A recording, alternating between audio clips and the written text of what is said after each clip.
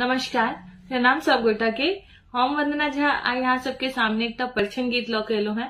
तो आशा करी छी यहाँ सबके नीक लागत। मोहि लेलखिन सजनी मोरा मनवा पहुनवा राघो। मोहि लेलखिन सजनी मोरा मनवा पहुनवा राघो।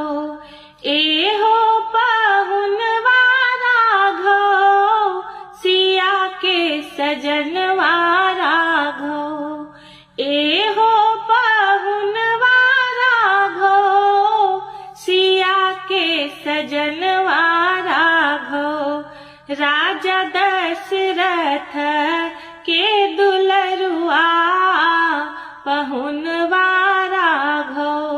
राजा दशरथ